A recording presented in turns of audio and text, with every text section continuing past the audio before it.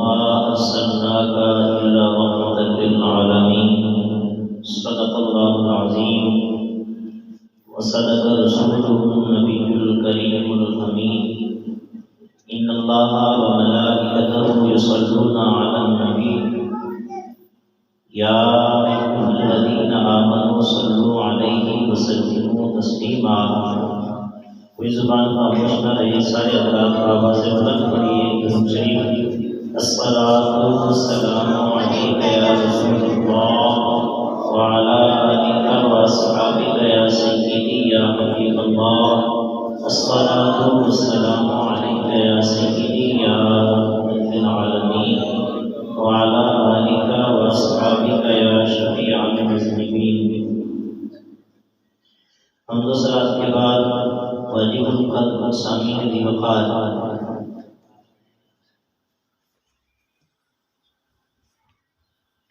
اللہ رب العزت کا لاکھ شکر احسان اور اس کے پیارے محبوب صلی اللہ علیہ وسلم کی نظر عنایت کہ آج ہم ایک دفعہ پھر جمعہ المبارک کی ادائیگی کے لیے مسجد شریف میں آئے ہیں۔ اللہ تعالیٰ ہمیں اس پر اجر و ثواب عطا فرمائے۔ سامعین ذی وقار، موسم ربیع الاول شریف ہے، ربیع الاول کا مہینہ ہے، جس میں میرے اور آپ کے آقا امام الانبیاء صلی اللہ تعالیٰ علیہ وسلم کی اس دنیا میں جلوہ گری ہوئی،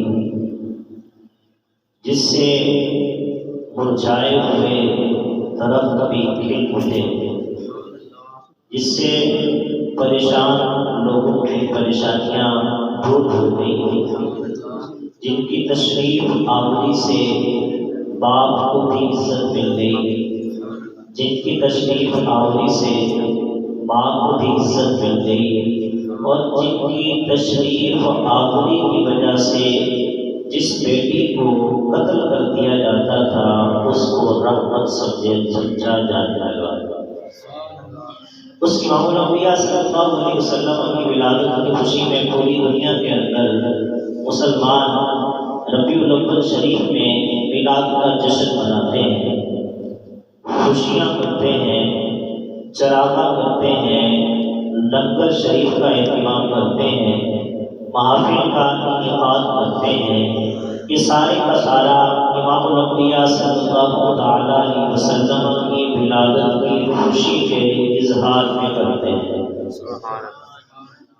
کوئی آسان لفظوں میں آپ یہ سمجھنے لیے کہ ہم میلاد مناتے ہیں تو میلاد کہتے کسی کو نہیں، میلاد کہتے ہیں امام الانبیاء صلی اللہ علیہ وسلم کے فضائل کو بیان کرنا، آپ کے خصائص کو بیان کرنا، آپ کی محامد، آپ کے محاسن کو بیان کرنا، اور ولادت کے وقت جو آپ کے ارحاسات معجزات ظاہر ہوئے ان کو بیان کرنے کا نام ولادت ہے، میلاد نبی ہے۔ اور یہ آقا علیہ السلام نے اس طرح اپنا میلاد منایا، صحابہ کرام نے بھی حضور علیہ السلام کا اس طریقے سے میلاد منایا، اور پوری امت تک آج تک یہ سلسلہ چلتا رہا ہے کہ حضور علیہ السلام کی ولادت کا تذکرہ کرنا، آپ کی خوبیوں کو بیان کرنا، یہ پوری امت مسلمہ کے اندر شروع دن سے چلا رہا ہے۔ امام الانبیاء صلی اللہ علیہ وسلم نے اپنا میلاد منایا۔ صحیح مسلم شریف کی حدیث پاک ہے، سئل رسول اللہ صلی اللہ علیہ وسلم عن صوم یوم الاثنین، محبوب کریم صلی اللہ علیہ وسلم سے یہ پوچھا گیا یا رسول اللہ یہ تو بتائیے کہ آپ پیر کے دن کا روزہ کیوں رکھتے ہیں؟ پیر کے دن کا روزہ کیوں رکھتے ہیں؟ میرے امام الانبیاء صلی اللہ علیہ وسلم نے فرمایا فقال فیہ ولدت وفیہ انزل علی، پیر شریف کا روزہ اس لیے رکھتا ہوں کہ اس میں میری نازل ہوا۔ پتہ لگے نا دیکھیے کو تھوڑی بات کرتے کو لکھا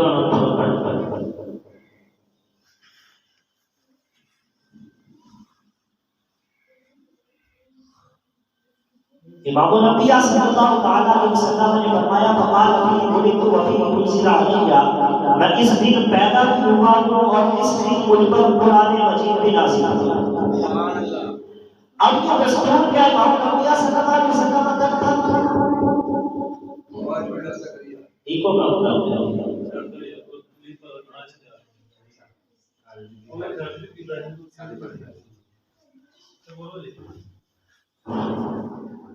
امام الانبیاء صلی اللہ تعالی علیہ وسلم نے فرمایا کہ اس دن میں پیدا ہوا تھا، اس دن پر قرآن مجید نازل ہوا۔ تو امام الانبیاء صلی اللہ علیہ وسلم نے اپنا میلاد بنایا ہے روزہ۔ خوشی کا میلاد ہوتا ہے خوشی کا اظہار کرنا۔ اب خوشی کے اظہار کا طریقہ جو بھی ہو شریعت کے دائرہ کار کے اندر وہ مانا جاتا ہے۔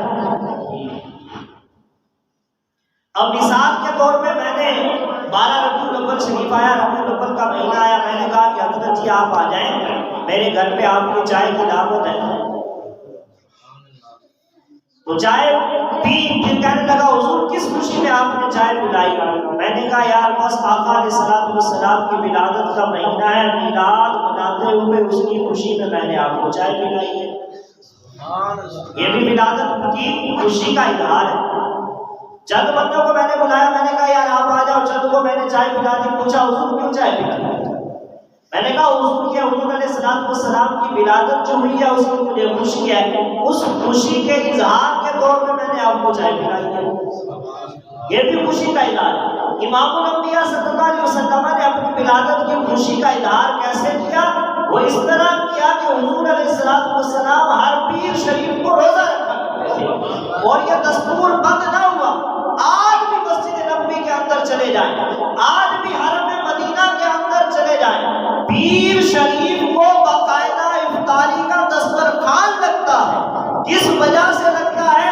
وہ اس وجہ سے لگتا ہے کہ حضور علیہ السلام صبح شریف کا روزہ رکھا کرتے تھے، تو اس طور طریقے کو باقاعدہ برقرار رکھتے ہوئے آج بھی لوگ وہاں پہ روزہ رکھتے ہیں، اور یہ اس بات سے ثابت ہوتا ہے کہ حضور نے اس وقت اپنا میلاد بنایا تھا، اور آج تک حرم مدینہ میں اس طرح سے میلاد جاری ہے۔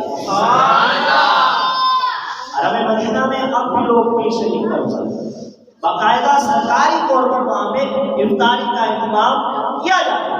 پھر وہیں سے ہمارے پاس لوگ آتے ہیں کہ وہاں میلاد نہیں منایا جاتا، وہ عقل کے اندر وہاں تو ہر ہفتہ منایا جاتا ہے، وہاں تو ہر ہفتے میلاد منایا جاتا ہے، ہر ہفتے روزے کا کھلوانے کا اہتمام کیا جاتا ہے۔ کس وجہ سے کیا جاتا ہے؟ کہتے ہیں پیر شریف کا روزہ رکھنا حضور کی سنت ہے۔ یہ حضور کی سنت کیوں ہوئی؟ حضور نے کیوں روزہ رکھا؟ فرمایا حضور نے فرمایا میں نے پیر شریف کا روزہ اس لیے رکھا کہ اس دن میں میلاد ہوتا، یہ میلاد چلتا۔ اب سنیے حضور علیہ السلام نے اپنا کیسا تذکرہ کیا، اور امام الانبیاء صلی اللہ علیہ وسلم نے کیا فرمایا؟ یہ حدیث مشکات المصابیح کے اندر ہے۔ فرماتے ہیں جالس الناس من اصحاب رسول اللہ صلی اللہ علیہ وسلم، حضور علیہ السلام کے صحابہ بیٹھے ہوئے تھے، فخرج حتى اذا دنا منهم سامعهم يتذاكرون، حضور علیہ السلام ان کے پاس آئے، دیکھا تو آپس میں وہ گفتگو کر رہے ہیں۔ کیا گفتگو کر رہے ہیں؟ قال بعضهم، ان میں سے کچھ نے کہا ان اللہ اتخذ ابراہیم خلیلا، ایک نے کہا کہ اللہ تبارک و تعالیٰ نے ابراہیم کو خلیل بنایا۔ وقال آخر، دوسرا کہنے لگا موسیٰ کلمہ اللہ تکلیما، اللہ نے موسیٰ کو کلیم بنایا، ان سے گفتگو کی، ان سے کلام فرمایا۔ وقال آخر فعیسیٰ کلمۃ اللہ و روحہ، ایک اور نے کہا کہ عیسیٰ علیہ السلام اللہ کا کلمہ بھی ہے، وہ اس کی روح بھی ہے۔ وقال آخر آدم اصطفیٰ اللہ فخرج علیہ رسول اللہ، ایک اور نے کہا کہ اللہ تبارک و تعالیٰ کو اللہ تبارک و تعالیٰ نے آدم کو اپنا صفی بنایا۔ حضور علیہ السلام کی تشریف آئی، یہ گفتگو چل رہی ہے، امام الانبیاء صلی اللہ علیہ وسلم تشریف لائے، وقال قد سمعت کلامکم وعجبکم، میں نے تمہاری گفتگو سنی اور تم اس گفتگو سے بڑی لذت حاصل کر رہے تھے، تمہیں بڑا سرور آ رہا تھا، بڑی تم خوشی حاصل کر رہے تھے۔ اللہ ابراہیم خلیل اللہ، ہاں سنو ابراہیم اللہ کے خلیل ہے، وَهُوَ كَذَلِكَ، معاملہ اسی طرح ہے کہ وہ اللہ کے خلیل ہے، وَآدَمُ اصْطَفَاهُ اللَّهُ وَهُوَ كَذَلِكَ، آدم صفی اللہ ہے، تمہاری بات درست ہے، انا وَأَنَا حبیب اللہ ولا فخر، ہاں میرے بارے میں سنتے ہو، تم نے آدم کو صفی اللہ کہا، ابراہیم کو خلیل اللہ کہا، عیسیٰ کو روح اللہ اور کلمت اللہ کہا، موسیٰ کو تم نے کلیم اللہ کہا۔ سنو، صفی اللہ کا اپنا مقام ہوتا ہے، خلیل اللہ کا اپنا درجہ ہوتا ہے، روح اللہ کلمت اللہ کا اپنا درجہ ہوتا ہے، اور خلیل اللہ کلیم اللہ کا اپنا درجہ ہوتا ہے۔ انا وانا حبیب اللہ ولا فخر، میں کون ہوں؟ میں اللہ کا حبیب ہوں۔ سبحان اللہ، تکبیر، اللہ اکبر، رسالت، تحقیق، حیدری، سردار کی آمد، دلدار کی آمد، سمنے کی آمد، آقا کی آمد، آمد مصطفیٰ۔ پھر آگے سنیے میرے امام الانبیاء کیا فرماتے ہیں، فرماتے ہیں وَأَنَا حَامِلُ لِوَاءِ الْحَمْدِ يَوْمَ الْقِيَامَةِ تَحْتَهُ آدَمُ وَمَن دُونَهُ وَلَا فَخْرَ۔ تم کہتے ہو نا کہ آدم کو صفی اللہ بنایا، موسیٰ کو کلیم اللہ بنایا، ابراہیم کو خلیل اللہ بنایا، اور اس کے علاوہ عیسیٰ کو کلمت اللہ اور روح اللہ بنایا، ان کی یہ شانیں ہیں، تم نے میرا ذکر نہیں کیا۔ میں نے کہا ہے کہ میں اللہ کا حبیب ہوں۔ اللہ کے حبیب کی شان کیا ہوتی ہے؟ قیامت کا دن ہوگا، سب پریشان ہوں گے، حمد کا جھنڈا میرے ہاتھ میں ہوگا، آدم سے لے کر عیسیٰ تک جتنے بھی ہیں سارے نبی میرے جھنڈے کے سائے کے نیچے، سبحان اللہ، اور وہ جھنڈا میں نے اٹھا رکھا ہوگا۔ وَمَن دُونَهُ وَلَا فَخْرَ، فرماتے ہیں اس بات میں مجھے فخر بھی نہیں ہے، ضرور فرماتے ہیں مجھے اس بات میں فخر بھی نہیں ہے۔ ہوتے کہاں کعبہ خلیل و بنا، کعبہ و بنا، 9 لاکھ والے صاحبی سب تیرے در کی ہے، یہ سب جو ان کو مقام ملے یا رسول اللہ تیری وجہ سے ملے۔ اب ایک آیت میں نے پچھلے جمعہ میں کی تھی کہ اللہ تبارک و تعالیٰ نے جب نبیوں سے وعدہ کیا نا، نبیوں کو کہا ہے تُؤْمِنُونَ بِهِ وَلَا تَنصُرُونَ، میرے محبوب پر ایمان بھی لانا ہے، اس کی مدد بھی کرنی ہے، میرے محبوب پر ایمان لانا ہے، اس کی مدد بھی کرنی ہے۔ اب سوال یہ ہے کہ نبی تو وہ ہوتا ہے جس پر امتیں ایمان لاتی ہیں، یہاں اللہ نبیوں کو کہنا ہے کہ میرے محبوب پر ایمان لانا ہے، تمہیں میرے محبوب پر تمہیں ایمان لانا ہے۔ اس سے پتہ چلتا ہے کہ ہمارے نبی صرف ہم اس امت کے نبی نہیں ہیں، بلکہ وہ نبی الانبیاء یعنی نبیوں کے بھی نبی ہیں۔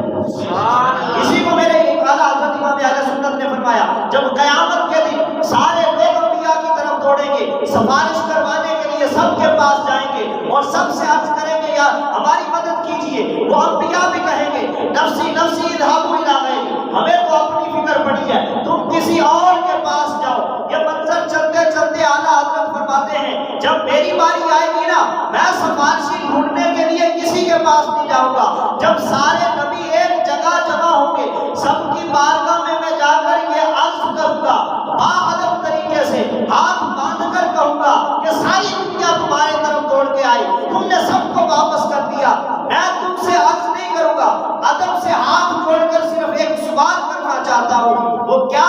اعلیٰ حضرت امام اہل سنت مجدد دین و ملت پروانہ ارشاد رسالت فرماتے ہیں، انبیاء سے کہوں گا، انبیاء سے کروں عرض کیوں مالک ہو، انبیاء سے کروں کیوں عرض مالک ہو، کیا ہے تمہارا ہمارا نبی؟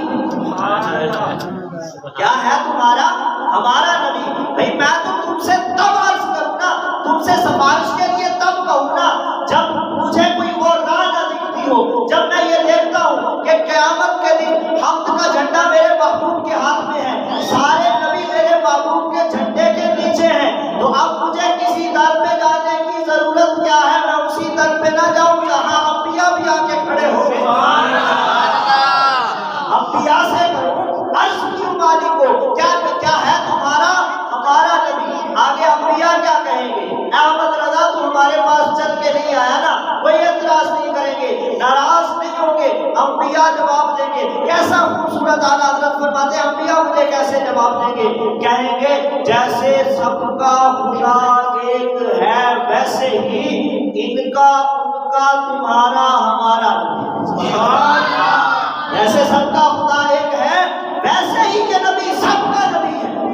نبی الانبیاء ہے، امام الانبیاء ہے. اور کیسے نبی الانبیاء نہ ہو جب تک میرے محبوب کو سفارش کی قیامت کے دن اجازت نہیں ہوگی. بھلے وہ کتنا بھی مقرب نبی ہو اس کی زبان پہ یہ جاری ہوگا نفسی نفسی اذهبوا الی غیری. ان کو اپنی جان کے نالے پڑے ہوں گے مگر میرے مصطفیٰ کے انداز کی نالے ہوں گے.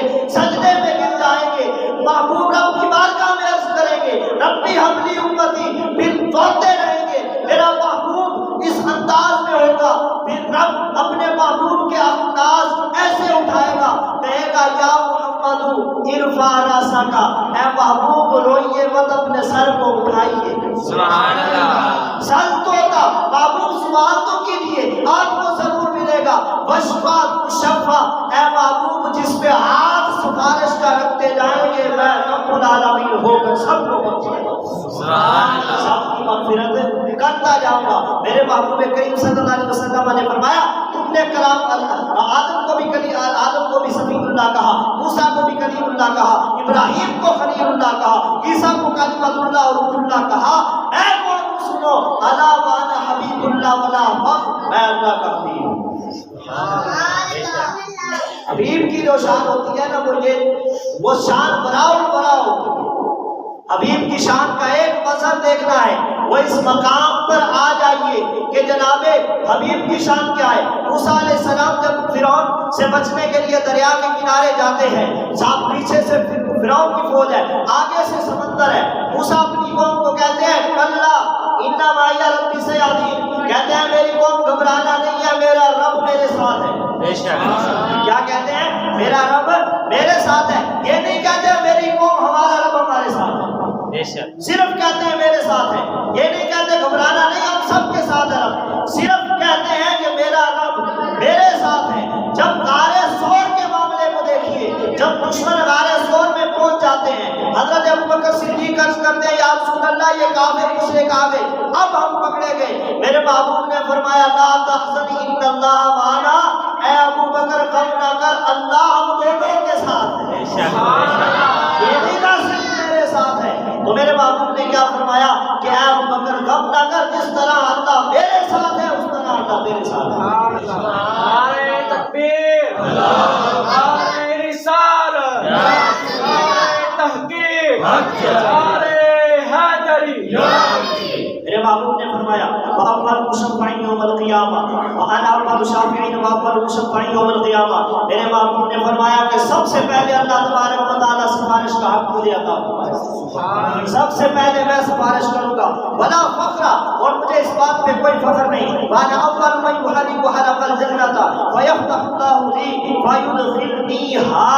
فرماتے ہیں کہ سب سے پہلے میں وہ ہوں گا، میں وہ شخص ہوں جو جنت کا سب سے پہلے دروازہ کھٹکھٹائے گا، جنت کا دروازہ جا کے کھولے گا. وَيُدْخِلْنِيهَا، پھر میں اس میں داخل ہوں گا. اب غریب لوگ بھی ذرا خوش ہو جائیں. غریب لوگ جو غربت کے مارے ہیں ان کے لیے میرے محبوب نے فرمایا میں جنت میں جاؤں گا سب سے پہلے. وَمَعِيَ فُقَرَاءُ الْمُؤْمِنِينَ، اور جو میری امت کے غریب ترین لوگ ہیں وہ میرے ساتھ جنت میں داخل ہوں. جب اس جہان کی یہ دولت مل جائے پھر دنیا کی مال و دولت کی اس کے آگے حیثیت کیا؟ یہ دنیا کی 100 سالہ زندگی قیامت کے ایک دن کے بدلے میں 2.5 منٹ کی زندگی ہے. اگر اس پر 2.5 منٹ کو بندہ برداشت کر کے قیامت کا دن گزار کے جنت حاصل کر لے، صرف جنت حاصل نہ کرے محبوب کے قدموں کے ساتھ لپٹ کر جنت میں جائے تو پھر اس شان کے نظارے کون کر سکتا؟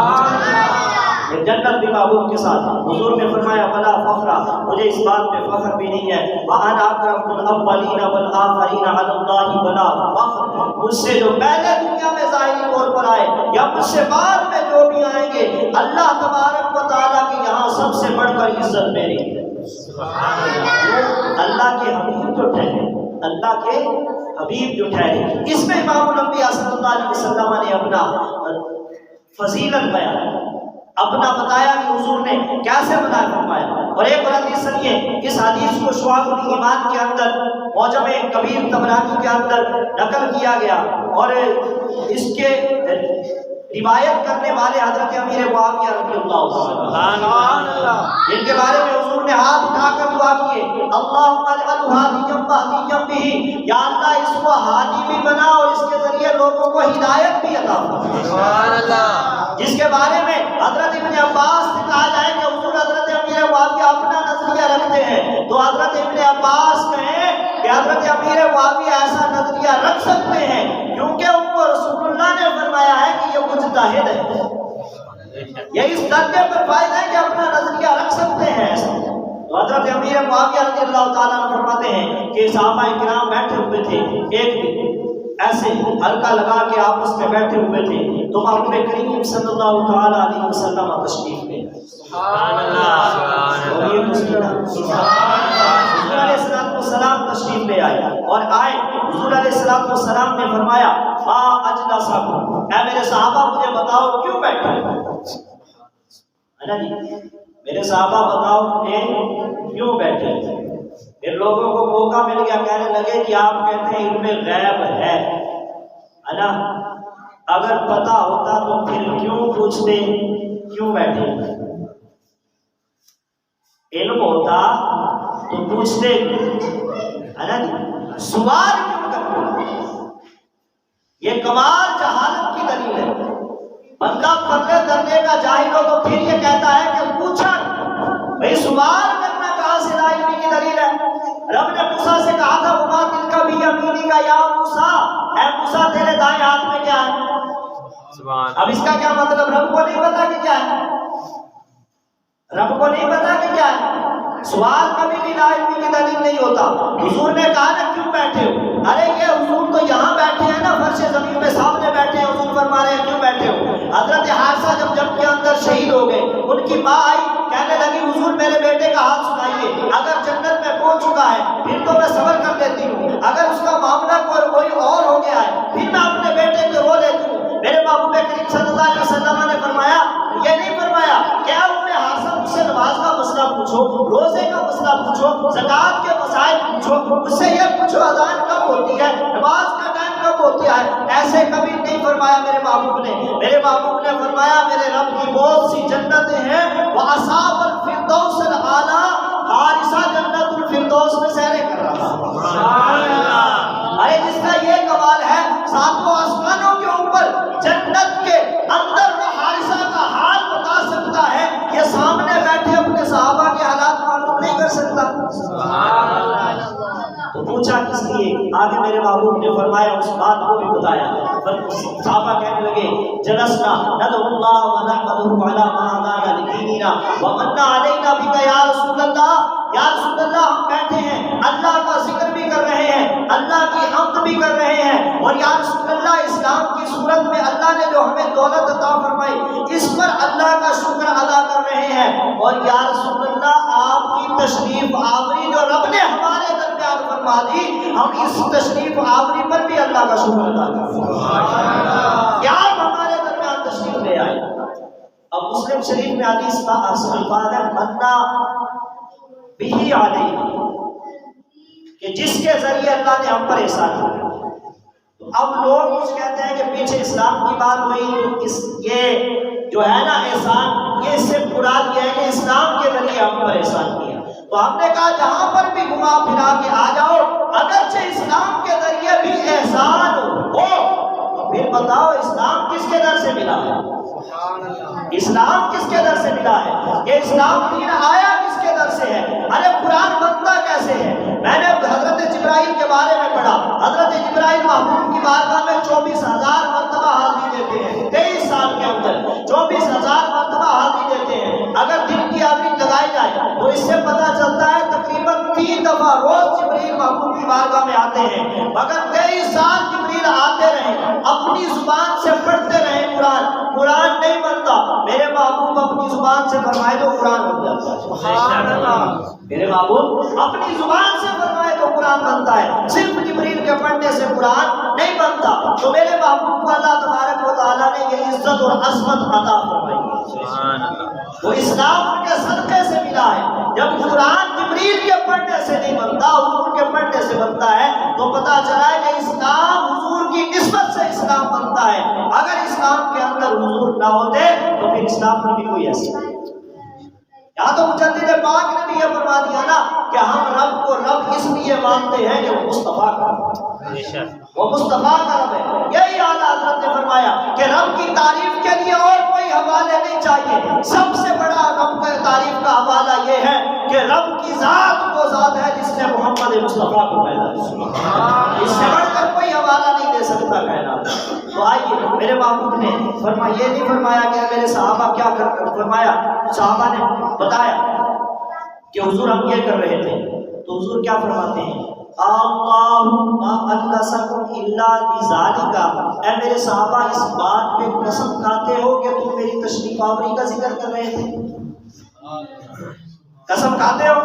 تو انہوں نے کہا اللہم اکلسنا الا بذالک، یا رسول اللہ ہمیں اللہ کی قسم ہے ہم تو آپ کی تشریف آوری کا ذکر کرتے ہیں۔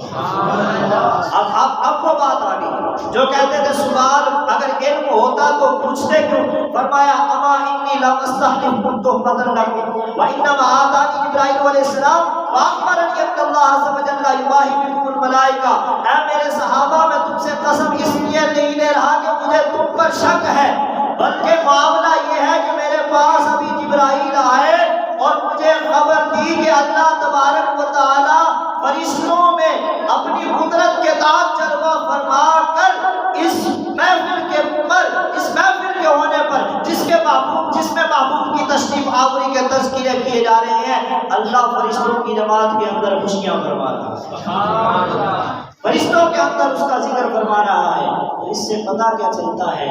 اس سے پتہ یہ چلتا ہے کہ جہاں محفل میلاد ہو، حضور کی آمد کے تذکرے ہوں، تو اس محفل کے چرچے صرف فرش پر نہیں ہوتے، فرش زمین پر نہیں ہوتے، بلکہ عرش بری پر ہوتے۔ اس محفل کے تذکرے جس میں محبوب کریم صلی اللہ علیہ وسلم کی آمد کے ذکرے ہوں۔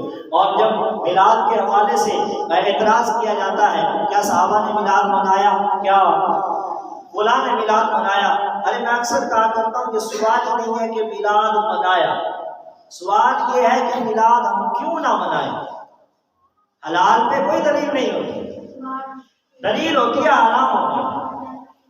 میں اکثر مثال سمجھانے کے لیے دیا کرتا ہوں کہ اللہ تبارک و تعالیٰ نے یہ بھی قرآن مجید کے اندر فرمایا ہے، سورہ نساء 4 سپارے کی آخری آیت، رب نے فرمایا کہ تمہاری مائیں بھی تم پہ حرام ہے، تمہاری بیٹیاں بھی تم پہ حرام ہے، تمہاری بہنیں بھی تم پہ حرام ہے، تمہاری بھانجیاں بھی تم پہ حرام ہے، تمہاری بھتیجیاں بھی حرام ہے، تمہاری پھوپھیاں بھی حرام ہے، تمہاری خالائیں بھی تم پہ حرام ہے، یعنی ان سے تم نکاح بولیے۔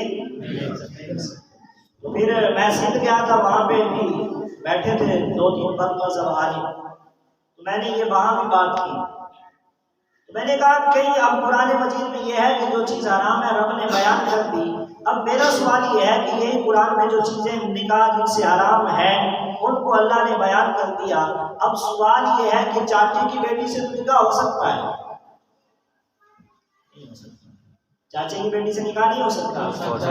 ہو سکتا ہے۔ خالہ کی بیٹی سے کہیں اور باہر ہو سکتا ہے۔ اب قرآن مجید کی کس آیت میں لکھا ہے کہ ان سے نکاح ہو سکتا ہے؟ کہیں نہیں لکھا، قرآن مجید کی کسی آیت میں نہیں لکھا۔ کیوں؟ قرآن کے آنے کا مقصد ہے جو چیزیں حرام ہیں ان کو بیان۔ قرآن میں جہاں عمرہ کے اندر احرام کی حالت میں جو چیزیں حرام ہیں نا ان کو قرآن نے بیان کیا، یہ چیزیں تم پر حرام ہیں۔ پھر رب نے فرمایا قد فصل لکم ما حرم علیکم، جو چیزیں حرام تھی ہم نے وہ بیان کی، اب اس کے علاوہ جو بھی ہے وہ تمہارے لیے حلال۔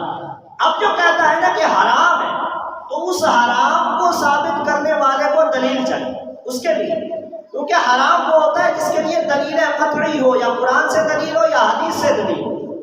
حرام کہنے کے لیے عقل کے گھوڑے نہیں دوڑائے جا سکتے، اس کے لیے دلیل چاہیے ہمیں، وہ حدیث ہو یا قرآن۔